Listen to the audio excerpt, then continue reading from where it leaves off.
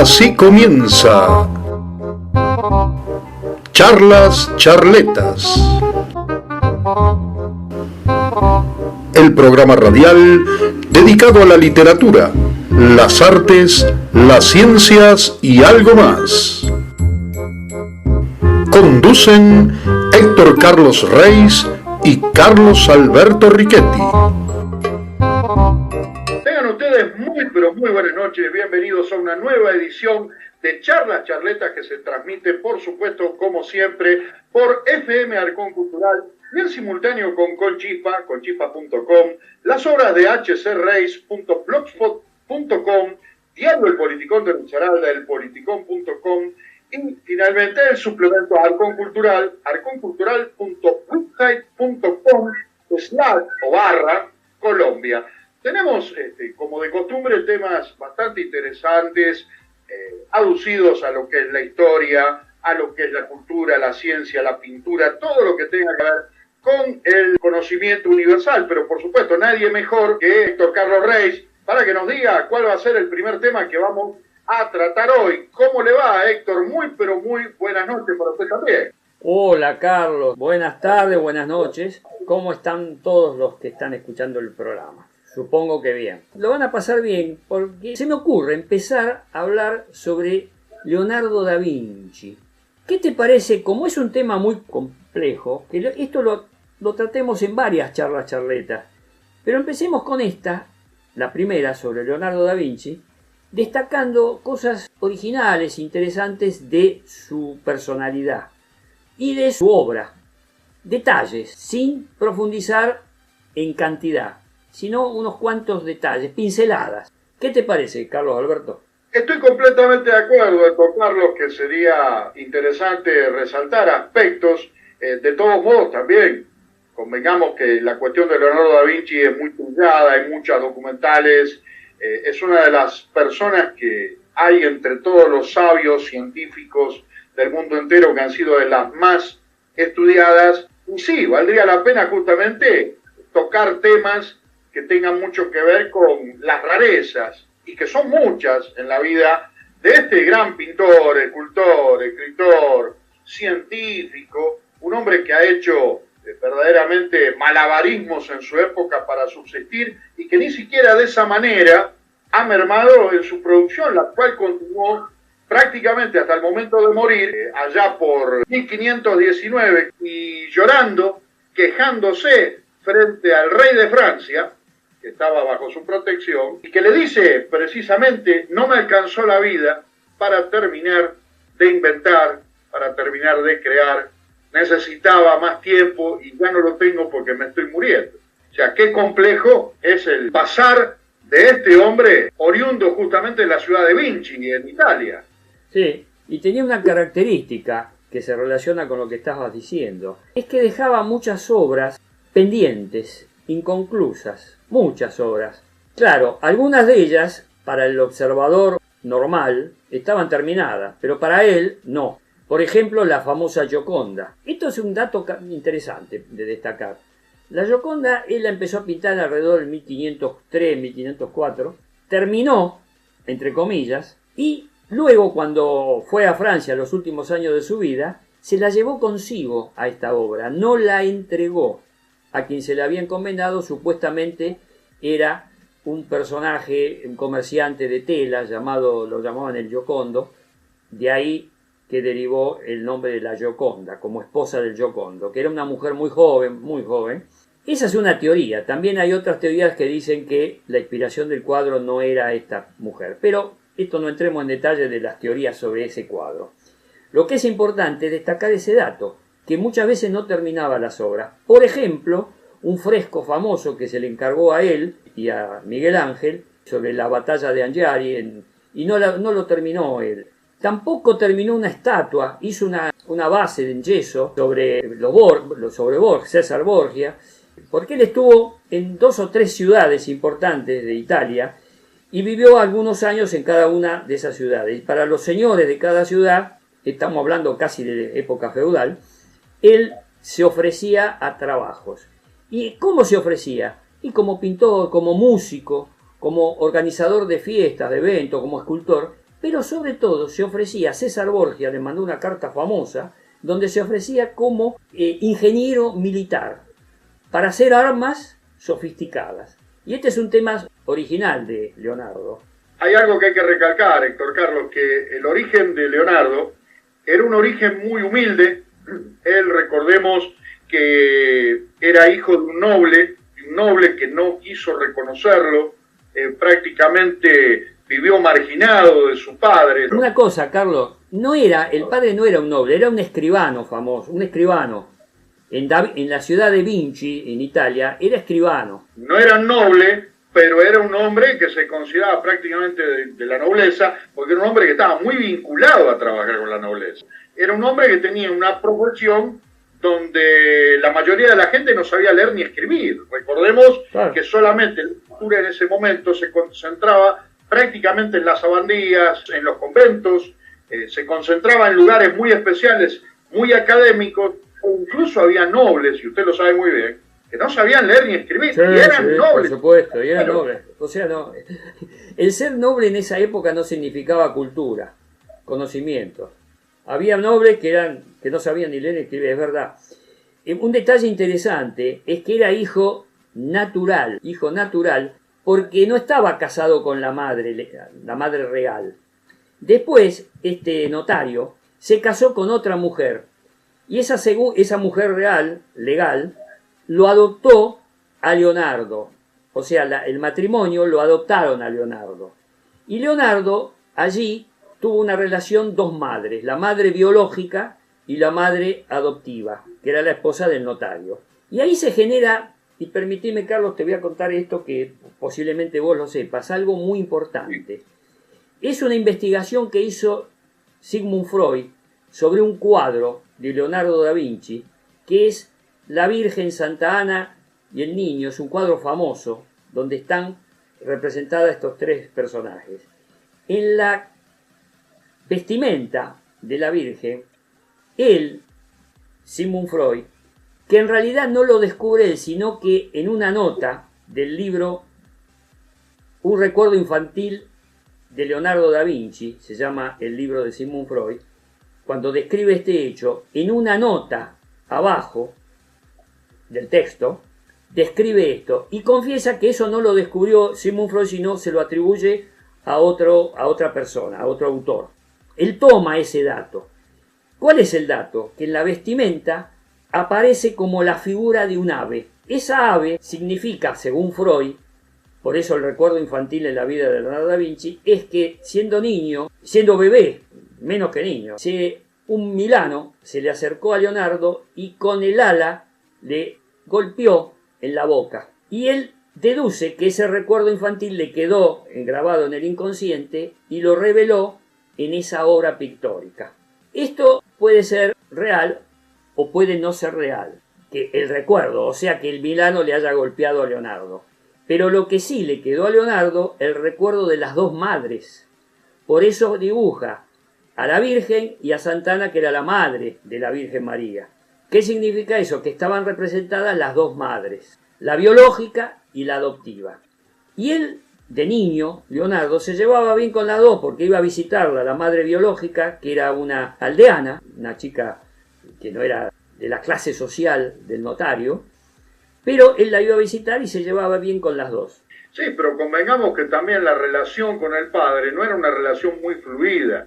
Él se identificaba más con estas dos mujeres, que en realidad las que veía eran las mujeres con las cuales estaba criado. Digamos que Leonardo, independientemente de esa situación, empieza a trabajar desde muy joven, pero empieza a tener una relación bastante distante incluso de las mujeres. Se cuenta que Leonardo da Vinci era un disimulado para la época y por el control que ejercía obviamente la iglesia dentro de la sociedad en aquel momento, era homosexual, o por lo menos se especula, porque Freud lo que está haciendo con ese ave que lo golpeó en la boca es hacer una especulación, porque el psicoanálisis es una ciencia inexacta, intangible, y que genera especulaciones.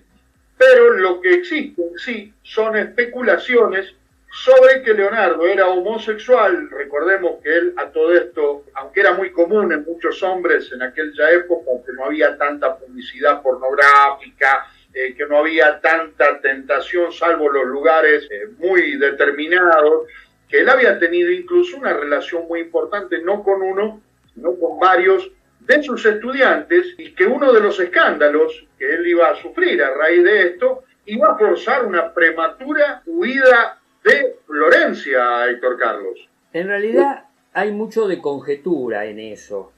Lo que sí es correcto es que era misógino, no tenía una relación afectiva común de los hombres con respecto a las mujeres. De allí a que fuera homosexual, quizá en forma inconsciente podría tener una tendencia así, pero en realidad le hicieron un juicio por homosexualidad y salió absuelto.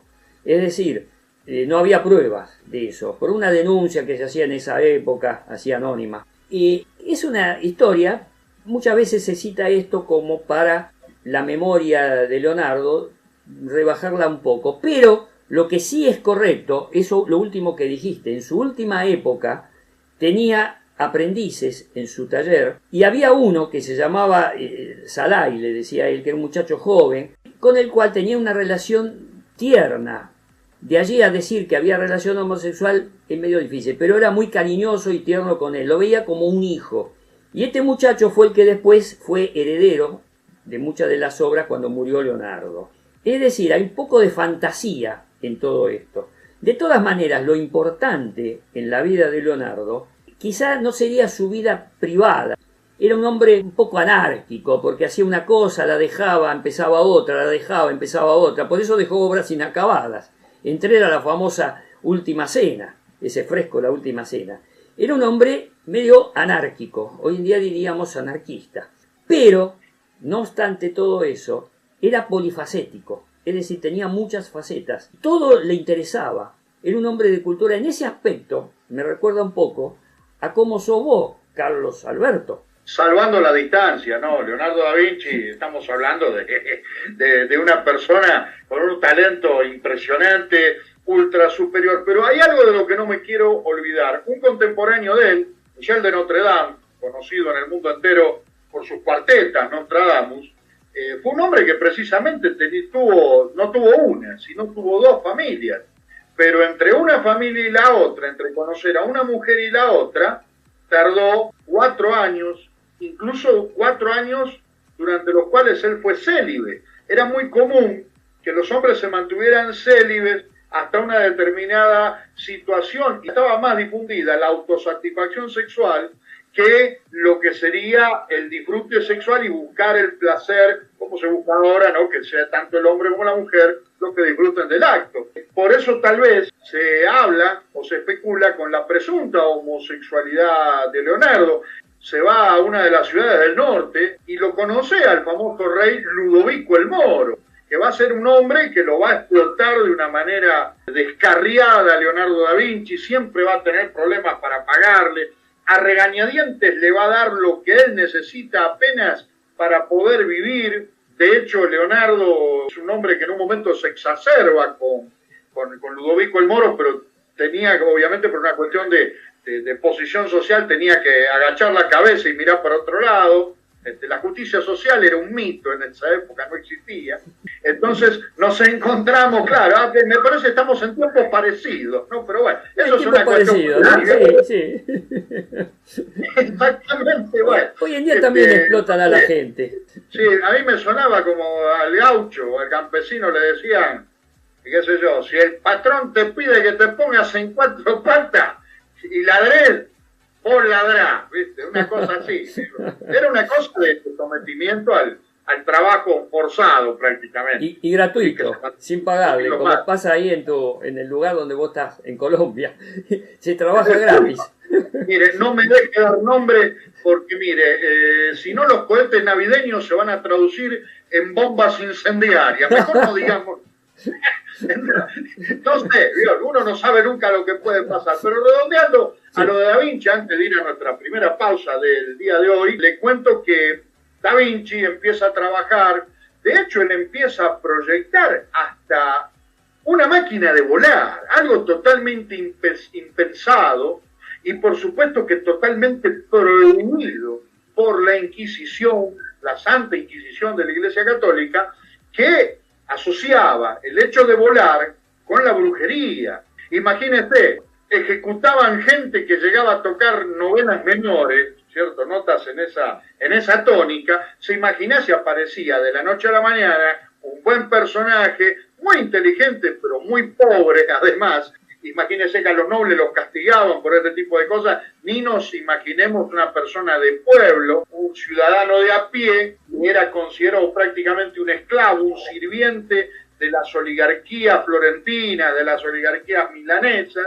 ¿sí? Que decía que había inventado una máquina para volar. En un momento donde se decía que las brujas volaban en escoba, que yo vi a mi tía Catalina, no sé, hablando con un sapo y con un gato negro y una paloma blanca y que la sacrificaban y que la sangre le caía. Una cosa que simplemente servía para mantener embrutecido al vulgo, porque no tenía otro fin. Sí, hay un detalle también, lo que vos estás mencionando. La Iglesia también lo persiguió porque él, con su afán científico de descubrir, se iba a las morgues, él hacía autopsias para descubrir, investigar cómo era el cuerpo humano por dentro. Hay montones de dibujos que él hizo con esas disecciones que él hacía de los cadáveres. A raíz de esto, la Iglesia empezó a pensar que era un brujo, como dijiste vos recién. Nigromante. También porque investigaba en el suelo, él, a ver los lugares donde había agua, por ejemplo.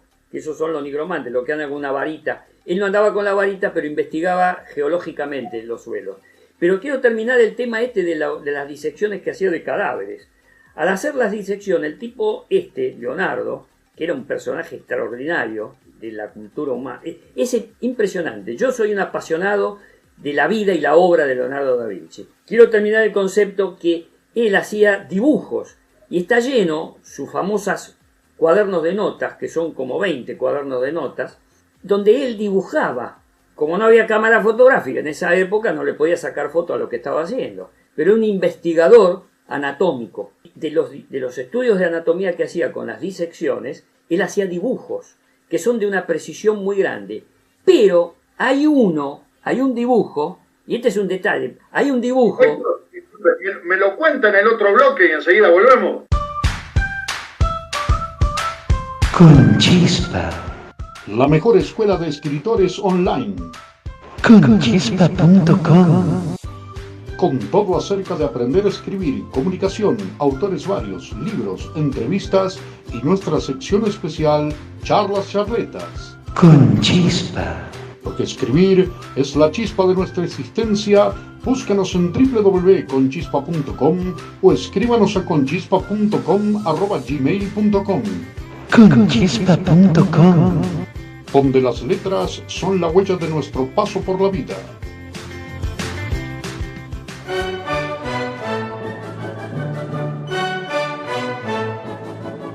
Las obras de hcreis.blogspot.com. Óleos, videos, cuentos, novelas, ensayos y artículos de opinión. El sitio web virtual de Héctor Carlos Reis para todos los amantes de las artes y las ciencias. Recuerde, las obras de hcreis.blogspot.com, donde de cultura se sabe un montón.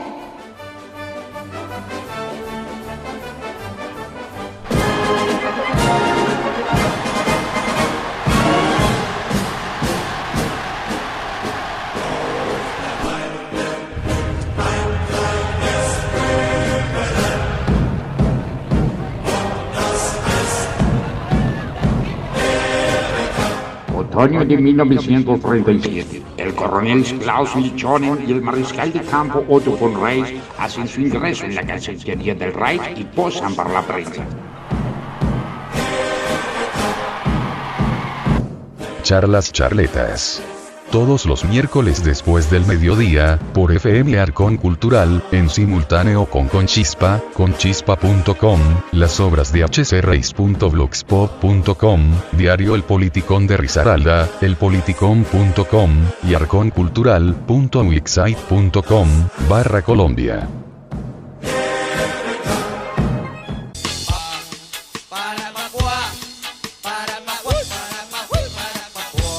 ¡Charla charleta! Como estaba diciendo antes del corte, iba a comentar un famoso dibujo de Leonardo donde representa el acto sexual. Pero este dibujo tiene muchas facetas originales y raras, extrañas, lo que demuestra cierta antipatía de Leonardo por el acto sexual común. ¿Por qué? Porque representa un perfil de hombre y un perfil de mujer, pero de pie, y donde hace la introducción del órgano viril. Es un dibujo originalísimo, pero raro, extraño, y que no responde a la realidad, porque es completamente artificioso, eso, producto de la imaginación de Leonardo, porque es muy difícil hacer un coito de esa forma. Este dibujo permitió a muchos analistas de la psicología de Leonardo a pensar que no tenía mucho conocimiento de la relación amorosa con la mujer, de allí el carácter de misógino. Toda su vida se mantuvo célibe, nunca tuvo relaciones así normal, comunes, estables con una mujer, con una pareja, y siempre estuvo rodeado de sus ayudantes. Ese dato quería dar nada más.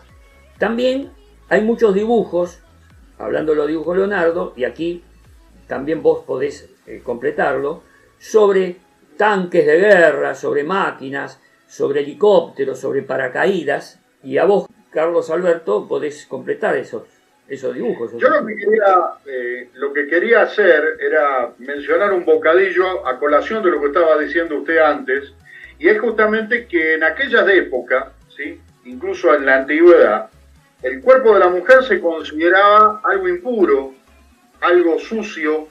¿Por qué? Porque una mujer obviamente tiene fluidos. De hecho, Hipócrates fue el primero que empezó a recomendar protección femenina con el ciclo biológico. Entonces, la cuestión es que en la homosexualidad también por eso, entre otros factores, era muy común el hombre en sus marchas forzadas como militar, en su compañía permanente con otros hombres, acostumbraba justamente a tener relaciones como si fuera algo totalmente normal. Bueno, no lo vamos a poner a discutir eso. O sea, hoy vivimos en una época plural donde está todo permitido, incluso cada cual puede tomar la decisión sexual que le parezca, elegir, se pueden casar. La cuestión es que en ese momento estamos hablando de un tiempo donde todo estaba vetado, donde la expresión, donde los sentimientos, donde había una sensibilidad emocional todavía más delicada que ahora, porque uno tenía que tener mucho cuidado con lo que decía. Si no, fijémonos Galileo Galilei, tantos otros, Giordano Bruno, gente más o menos del mismo periodo, con los problemas que ha tenido para poder hablar. Ahora, con respecto a la cuestión del tanque, Leonardo da Vinci descubre primero el mantelete, que es un resguardo para los arqueros, y que eso, digamos que sirvió para salvar muchas vidas.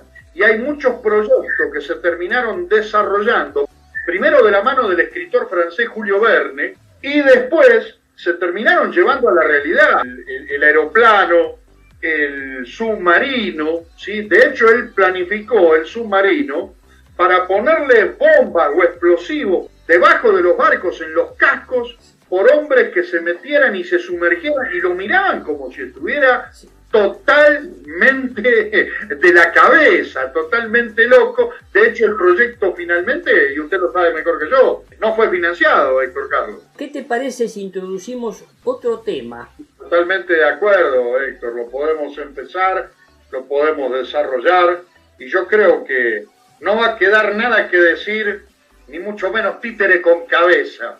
Precisamente, Carlos, porque yo he descubierto, mejor dicho, encontré que vos descubriste algo muy importante, que me dejó pensando, me dejó reflexionando, meditando pero a fondo sobre este tema, que es el que da origen a la carátula de esta charleta. Vos descubriste tus sesudas investigaciones una fotografía que guardás el secreto de dónde la descubriste, pero es una fotografía que perteneció a la época del Tercer Reich. Esa fotografía es espeluznante, es impresionante. Es una fotografía que apareció recientemente en un sótano en Berlín.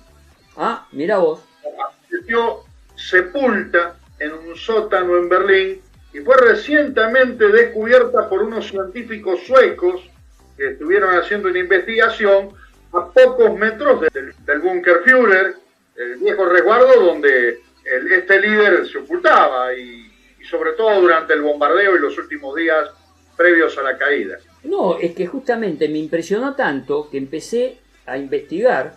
Es una teoría lo que voy a expresar, no quiere decir que yo personalmente esté de acuerdo, pero es una teoría que puede ser esbozada por muchos científicos que investiguen esto, bueno, científicos o filósofos que investiguen esto. Nosotros tenemos nuestra compañera, Cristina, es una persona que últimamente está escribiendo mucho sobre temas del dadaísmo. Y es una persona que tiene una captación de lo que está más allá de la realidad aparente. ¿Por qué digo esto? Porque escribió un poema, Dada, en el cual se refiere, y está dedicado a vos, Carlos, que yo, cuando lo empecé a leer, más bien me parecía dedicado a Donald Trump, presidente caído o cayente de Estados Unidos. Porque la descripción que hace es idéntica a cómo es Donald Trump. En ese poema habla de que la inspiración de ella, como está dedicada a vos, supongo que la inspiración de ella habrá sido sobre vos, que vos hablás fuerte o a los gritos. Y entonces, ahí empecé a investigar yo. ¿Por qué? Que bueno, según una materia de investigación o de inspiración. Claro, es que precisamente Cristina, con esa acotación, está revelando dotes detectivescas. Porque me hizo acordar a un personaje de la famosa escritora de detectives, de suspenso, Agatha Christie. Agatha Christie tiene dos personajes. Hércules Poirot, que es un hombre, un detective, y otro personaje que es Miss Marple, que es una persona mayor, mujer. Ambos personajes están en cuentos y novelitas cortas distintos, independientes, no trabajan juntos. La mujer que interpretaba a Angela Lansbury era seguramente esta mujer en la vieja serie La reportera del crimen que se transmitía en la década del 80. Exacto, sí. Exacto, Angela Lansbury. Bueno, esta mujer interpretó muchas veces también a Miss Marple, pero hay otra persona mayor, que en este momento no me acuerdo el nombre, que es la característica de una serie que se hizo por televisión de Miss Marple de Agatha Christie. Ahora bien, esta Miss Marple descubría los delitos como una investigadora y me hizo recordar, yo asocié a Cristina a Cristina Alejo, nuestra camarada y compañera, la asocié con Miss Marple y obviamente con Agatha Christie, que era una persona de una imaginación desbordante, pero también de un estudio analítico. Cada cuento de ella son estudios analíticos y la relacionan con Conan Doyle, el otro gran creador de Sherlock Holmes. Pero Conan Doyle tiene un solo personaje que es Sherlock Holmes, hombre. La característica de Agatha Christie es que tiene dos personajes, un hombre, Hércules Poirot, y una mujer, Miss Marple. Pero yo asocio esa profundidad de Miss Marple y la profundidad de nuestra compañera Cristina Lejos. Porque a lo mejor en forma inconsciente, Cristina Lejos te vio a vos, habrá pensado en Donald Trump, como creo yo que pensó en Donald Trump, pero te vio a vos algo similar. ¿Y qué pasa? Y aquí viene algo que es muy discutible y medio esotérico. El tema de la reencarnación. En esa foto que se descubrió, hay dos personas. Una creo que es el coronel Klaus, creo que se llama Klaus Lechonen. Y después vos lo vas a explicar mejor. Y el otro, el personaje de la derecha, es un mariscal de campo.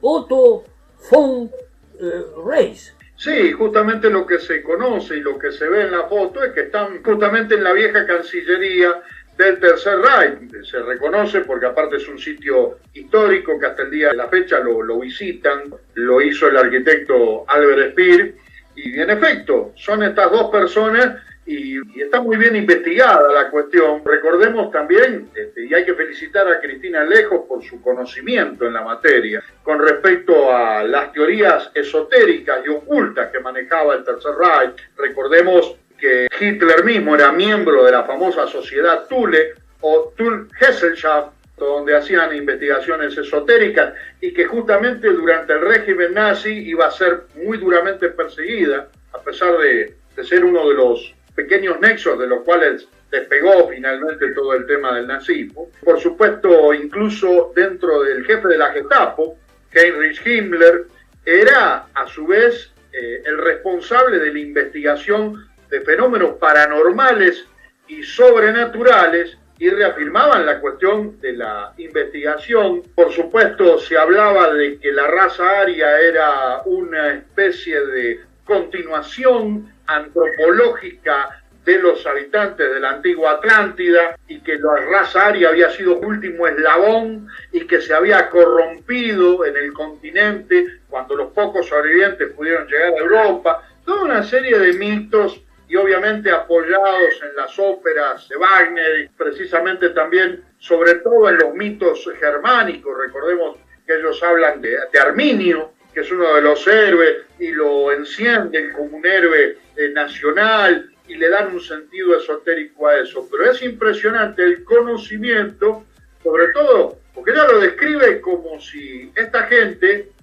no tuviera precisamente pelos en la boca, y lo percibe casi como si estuviera yendo a Adolfo Hitler en persona, por esos sonidos guturales, esas manifestaciones precisamente llenas de gente tan salvaje y adoctrinada de forma tan violenta y sanguinaria como para hacerle daño incluso a las personas que se dedicaban no solo a la literatura como la que hago yo, sino a asesinar o a destruir incluso las mismas pinturas que hace usted o la propia Cristina Lejos. En el Tercer Reich hubieran sido incendiadas, como en la Edad Media durante la Inquisición, porque usted imagínese ver una mujer en el mar surgiendo como una sirena, y esto que es un monstruo, la mujer, y no, esta es ella que se ve de esta manera, como saliendo del fondo del mar, y porque tiene un pacto con el diablo, y no sé cuántas cosas más. Pero bueno, es muy bueno tener esta clase de referencias, por supuesto, y sobre todo con la cuestión de cercenar el derecho a la gente a ser como le gusta ser y ser como es. Sí, y eso precisamente, la sutileza o la profundidad de la apreciación que pienso yo que tuvo nuestra compañera Cristina, es en ese poema que me hizo pensar tanto. Ella está dedicado a vos, Carlos, y te describe de una forma así exuberante, que gritás, que hablas en voz alta, y resulta que ahora aparece esta foto. Y esta foto, ¡oh, tremendo! El personaje de la izquierda, el coronel, Klaus Lechonen, es tu cara, Carlos, es tu cara. Yo no sé si lo observaste bien, es tu cara. Y el otro que está al lado, el mariscal de campo, Otto von Reis. Y después vas a contar la historia de estos dos personajes. Yo quiero redondear esta idea. Somos vos y yo. Es tremendo. Ahora, ¿cómo Cristina escribió ese poema? Te describe pensando está dedicado a vos y hace semejante descripción, y resulta que ahora aparece esta foto. Y entonces esto me da que pensar en lo siguiente. Hay en la República de la India, en general en Oriente, hay pensadores, filósofos que hablan de la reencarnación. La reencarnación significa que una persona, y sobre todo en la India, la mayor parte de los habitantes de la India son de la secta hindúes. El hinduismo es una religión la mayoritaria en la India, el 85% son hinduistas. Y dentro de esa religión está el concepto de la reencarnación. ¿Qué significa eso? Que un ser humano se muere, pero el alma emigra y se reencarna en otro ser, que puede ser incluso un animal. Por eso no se comen a la vaca y la dejan pasear libremente por la ciudad de la India, la vaca, porque puede ser que en la vaca esté el alma o la energía de un ser humano anterior que se reencarnó en la vaca. El tema de la reencarnación es un tema muy estudiado. Acá en la Argentina hay un famoso niñito prodigio de muchos años atrás, el niñito Dol, que es Claudio María Domínguez, que en esa época era un niño que respondía a las preguntas que le hacían, preguntas y respuestas en un programa radial y televisivo, y él respondía todo y ganó un montón de plata, el primer premio, se hizo famoso. Y después cuando fue más grande, Claudio María Domínguez fue a viajar por el Oriente, por la India, y trajo esta teoría de la reencarnación, y él es aficionado a esta teoría, y la dice todas las noches en una trasnoche de un programa de televisión, y habla siempre de la reencarnación. Yo a veces lo escucho para divertirme un poco. Yo tengo una duda, Héctor. Sí. Y voy a atreverme a producirme en el terreno de la especulación, como hacía Freud. El fenómeno que ha experimentado Cristina puede ser una percepción denominada supranaturalidad mental bipolar. Eso es como una inversión de polos en la mente que hace que las personas determinen y perciban una situación, a veces incluyendo cambios de humor, y a partir de los cambios de humor se terminan percibiendo cuándo pueden aparecer personas que se hayan reencarnado, o personas que de pronto generan rechazo porque le hacen acordar de otras que le afectaron y que le arruinaron la vida. Esos son ejemplos, no estamos hablando de la vida de nadie, pero tiene mucho que ver con un comportamiento mental que rota de las partes en cuanto a lo que son los hemisferios cerebrales, y que puedan determinar cuándo se produce una reencarnación, al punto de confundir, no sé, un holandés con un ecuatoriano, o un argentino con un senegalés. ¿Qué quiere que le diga yo? Claro, pero acá hay un detalle, Carlos. Acá hay un detalle importante. Cristina, en su poema, que está muy bien escrito, vamos a empezar por ahí. Es buena pintora, es muy buena pintora, Dada Naif. A mí los cuadros me gustan de ella. Pero los poemas se supera. Ella ya contó en otro charletas, ya contó que de muy joven era poetisa Dada, y las amigas, las compañeras de estudio se reían de ella, bueno, y dejó eso. Pero ahora, en esta nueva aventura que está emprendiendo en Conchispa, a raíz que nosotros hablamos de literatura y ella le resurgió la idea de escribir, y está escribiendo, y volvió a su época Dada. Ella dice Dada Naif, y empezó a escribir, y ya tiene varios poemas, escribió muchos poemas, y lo extraordinario del caso, que son muy buenos poemas, escribe muy bien. Nuestra compañera Cristina escribe muy bien estos poemas, pero en este poema específico que yo estoy hablando, ¿cómo ella captó? Y ahora aparece esta foto. Entonces vuelvo al tema de la reencarnación, porque en esta foto, el coronel Lechonen es igual a vos, es muy parecido, es igual. Y resulta que el mariscal de campo, Otto von Reis, soy yo. Me veo ahí en la foto.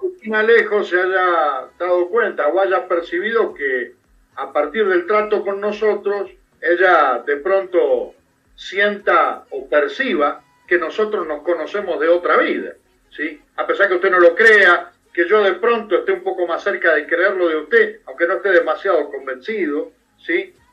Sin embargo, hay gente que nos escribe a nosotros y que escribe muy bien también. Le cuento, nos manda saludos desde Colombia, Héctor Carlos. Nos oyen a esta hora el tenor Juan Diego Laverde. Le cuento que es catalogado en el barrio y en su ciudad. Él es catalogado como un destructor profesional de vidrios y copas de cristal, porque pega un gorgorito y te deja clavado. Es una cosa impresionante, y lo bien que canta, por supuesto, indiscutible, porque es un tenor reconocido a nivel nacional e internacional. Incluso alumno de Luciano Pavarotti en algún momento lo ha tratado.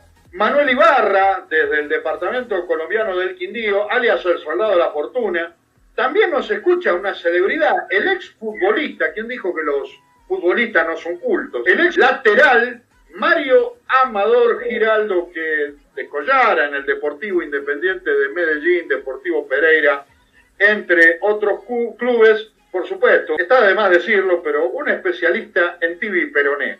No vamos a decir las razones, pero un jugador muy fornido y aguerrido en la parte final de la cancha de fútbol. Bueno, vulgarmente pegaba patadas, vulgarmente.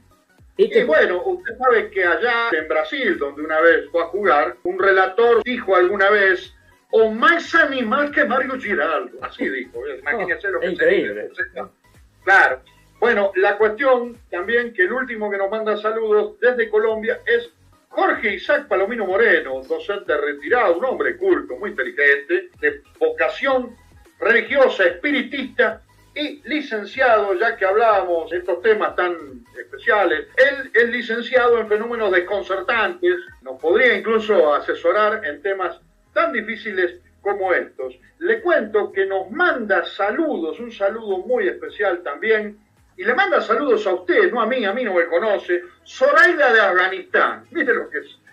Lo que es esto. Claro, ella era la señora que servía la comida y que lo recuerda con muchísimo cariño cuando lo atendía dentro de la tienda comedor, cuando usted hace tantos años hizo parte de la comisión científica e investigadora allá en Afganistán, cerca de 300 kilómetros de Kabul, ¿sí? En la capital. Sí. Usted estuvo investigando el Buda que lamentablemente hace ya unos 20 años, un poco más, un poco menos, hicieron estallar los talibanes cuando fueron gobierno, porque ellos no creen en las imágenes, consideraron una agresión y no les interesó que se tratara justamente de algo cultural.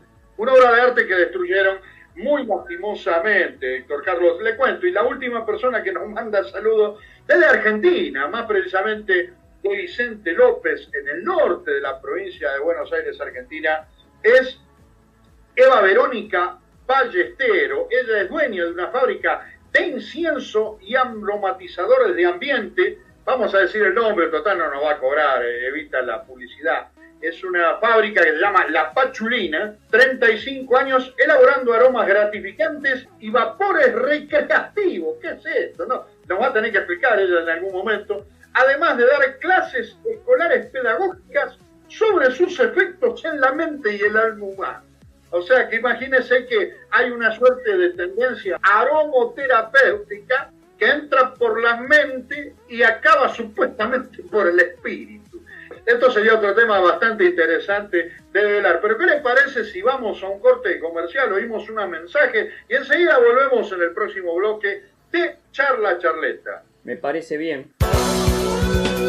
Elpoliticón.com, diario virtual. El Politicón de Risaralda, con toda la política y la actualidad nacional y del departamento de Risaralda. Lea Elpoliticón.com, diario El Politicón de Risaralda, porque solo la verdad nos hará libres. Encuéntranos en www.elpoliticón.com.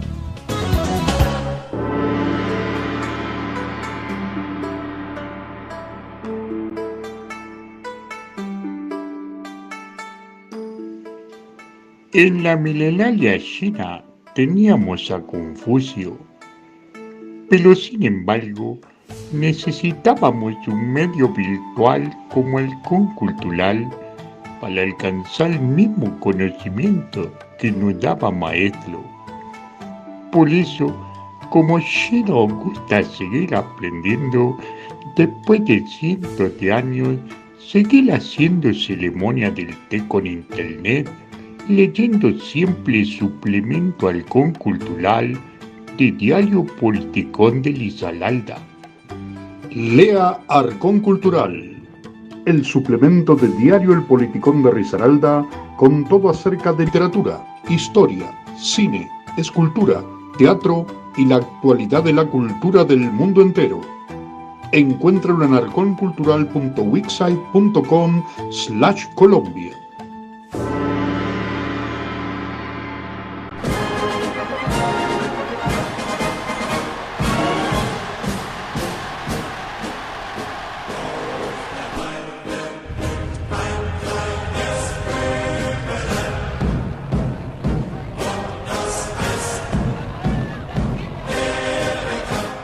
otoño de 1937, el coronel Klaus Lichonen y el mariscal de campo Otto von Reis hacen su ingreso en la Cancillería del Reich y posan para la prensa.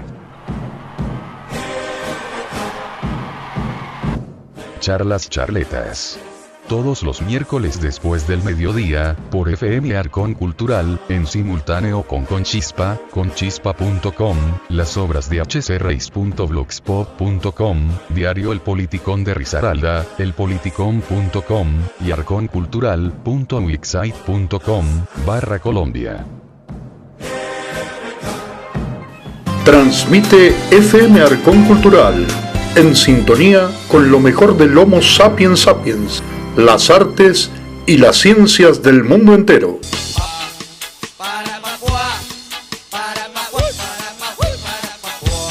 ¡Charla Charleta! Antes de continuar con el tema que estábamos tratando, vamos a pasar un audio de nuestra compañera y colega Cristina Alejos.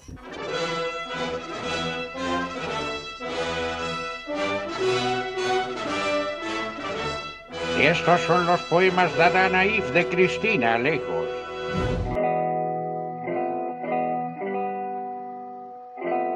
Las poesías Dada de Cristina. Las poesías Dada de Cristina. Conchispa.com. El grito desenfadado. Érase una vez un hombre a un grito muy encariñado. Gritaba para ir al baño, gritaba para beber. Su boca era ruda y peluda, en su lengua un erudito. El grito era toda su esencia, resonaba en su retina, bostezos de alta frecuencia y ronquidos de tenor. ¿Cómo decirle a este hombre que callase un poco más? Una mujer lo intentó. Que te calles, corazón. Un cura lo invocó. Jesús, viva el silencio. Al final, con mucha pena, un poeta le pidió: Caribeño, rey del rock, afloja un poco las cuerdas. Tu voz es un suave poema, dale mucho más amor. Canta y ríe, lo que quieras, háblame de tu dolor, pero siempre con medida, palabras de un orador.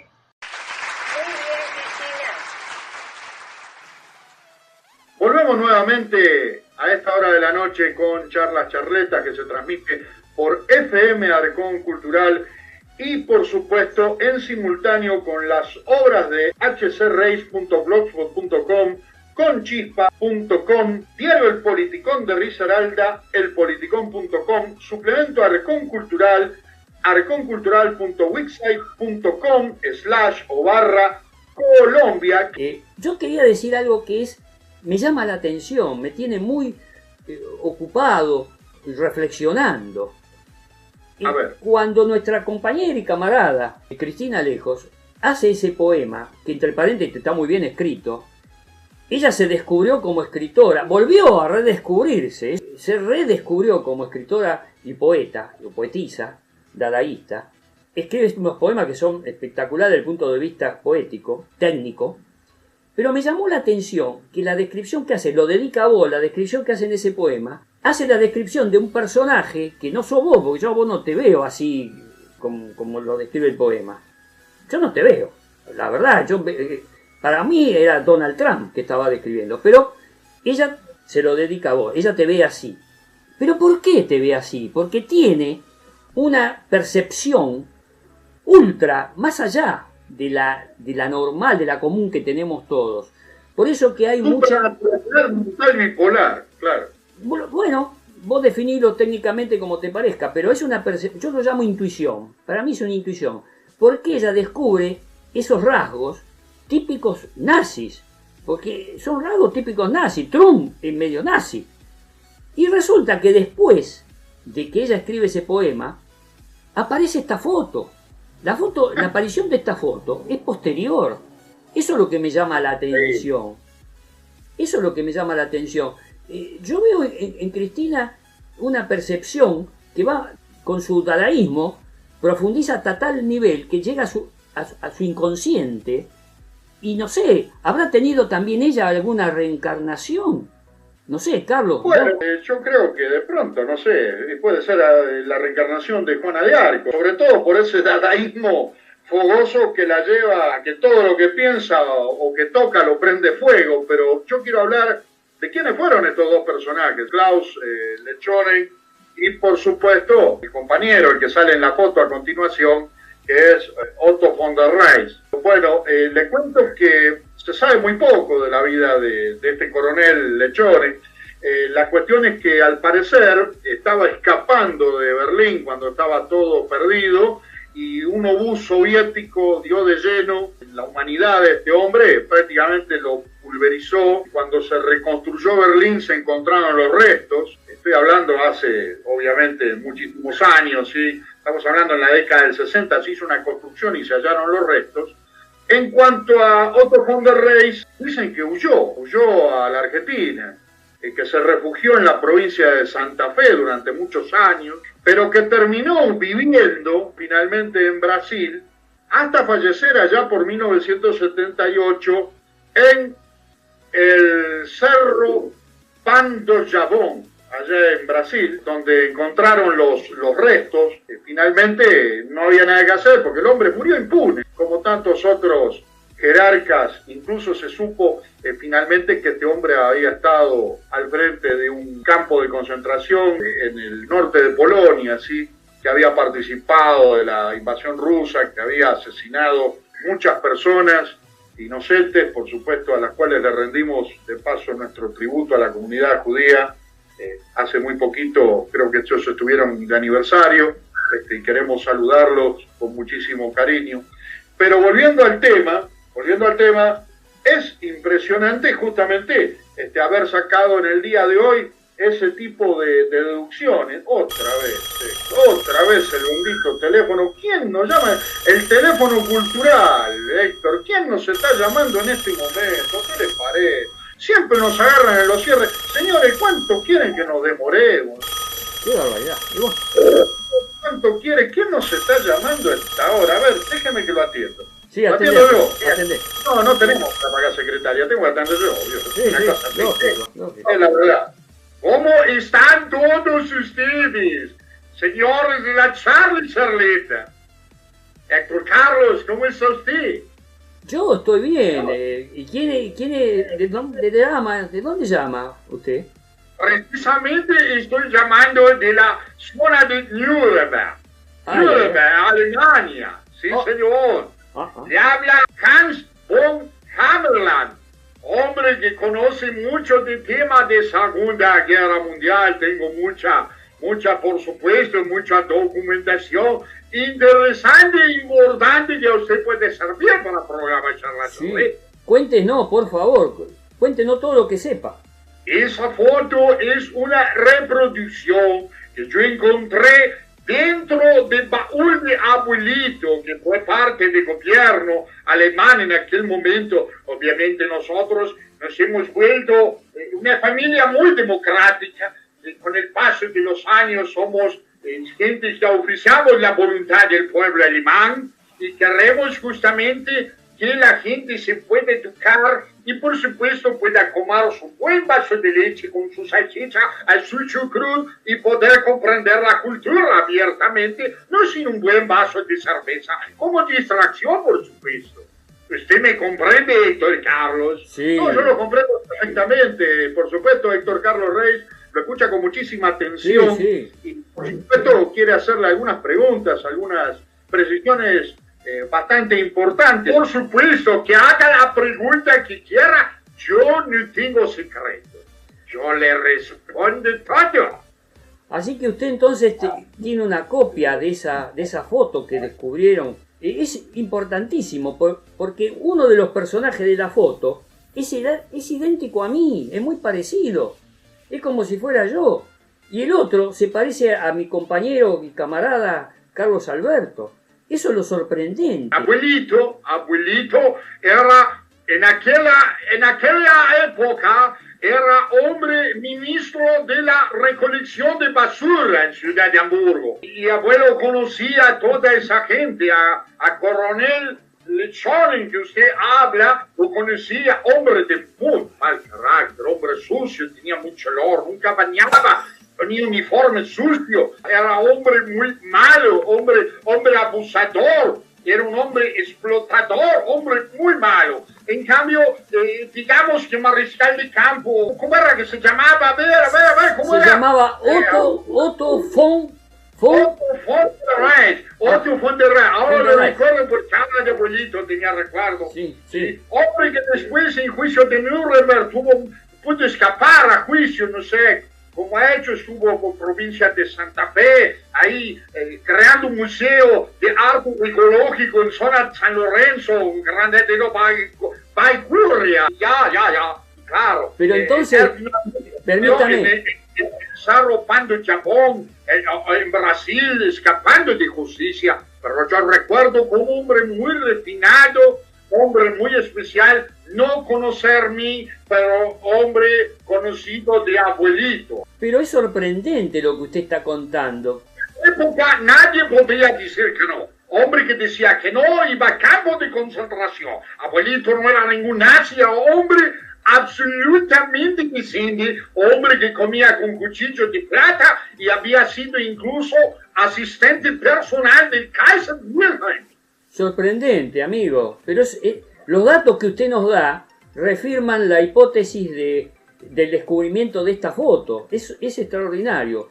Le agradecemos mucho. Es un placer para mí hablar con el señor Héctor Carlos Reyes y por supuesto hablar con argentino Carlos Alberto Riqueri, que es hombre que también sabe mucho de estas cosas y conocimientos tan trascendentales para la historia de la humanidad y particularmente para nuestro país que ve esas épocas y analiza todo el tiempo hechos que han ocurrido hace tantos, pero tantos años, mi querido Muchas camarada. Gracias por su información. Esto enriquece a charletas.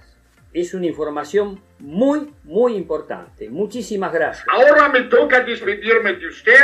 Tenga un saludo muy especial, mi querido Hans von Hammerland, sí. Hans von Hammerland, ya. Me despido de ustedes hasta la próxima oportunidad de hablar y auf Wiedersehen. Auf Wiedersehen. Auf Wiedersehen, mi querido amigo. Increíble. Bueno, se nos hizo tarde. No. Nos van a cerrar la radio, nos van a matar. Sí, pero la información que dio este hombre es impresionante, confirma todas tus investigaciones. La aparición de esta foto es tremendo. Pero de ahí a que seamos usted y yo, mi amigo, a mí me parece, no sé, bastante absurdo. Es absurdo, pero somos parecidos. En la foto yo soy muy parecido a este mariscal de campo. Y vos sos casi idéntico a ese coronel. Yo no sé, la percepción de Cristina, ella dijo su poema antes de que apareciera esta foto. Esta foto aparece después y confirmada en forma irreductible, que es auténtica, porque este alemán que habló recién la confirma. El abuelito tenía el original. Es impresionante, sí, todo esto me deja apabullado. Es esa capacidad que tanto la caracteriza a nuestra compañera, ¿no? De anticiparse siempre a los hechos, aunque bueno, a veces surjan espontáneamente como si fueran verdaderos espejismos de la existencia humana. Pero bueno, no se diga más, nos despedimos hasta la próxima, Héctor Carlos, y a tener más charletas el próximo miércoles, por supuesto después del mediodía. Que tengan ustedes muy, pero muy buenas noches y hasta la próxima. Buenas noches. Transmite FM Arcón Cultural, en sintonía con lo mejor del Homo Sapiens Sapiens, las artes y las ciencias del mundo entero.